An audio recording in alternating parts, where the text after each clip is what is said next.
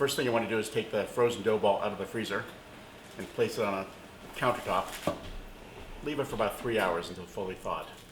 So once the dough is fully thawed, it should be about 3 hours, you want to take it out of the bag carefully. Try not to distort Some flour on your surface. the disc.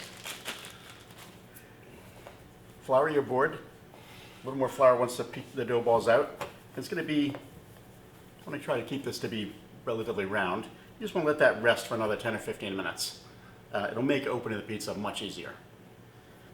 When you come back after it's rested, you can just take your fingers and smush it gently. Flip it over. You just want to open it with your fingers to be about 10 inches around.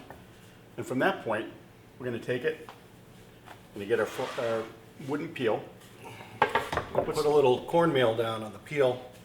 That's going to help the pizza slide off, or it'll roll on that cornmeal onto your hot pizza stone, which has been in your oven, hopefully for at least an hour.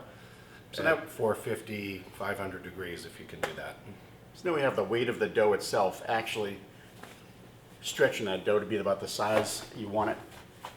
12 inches, 14 inches depending on your pizza stone.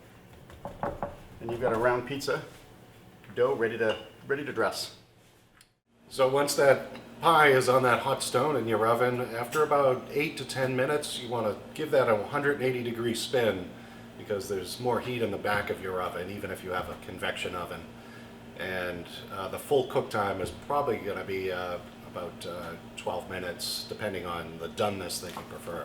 But keep an eye on it after 8 or so and give it that one spin in the oven.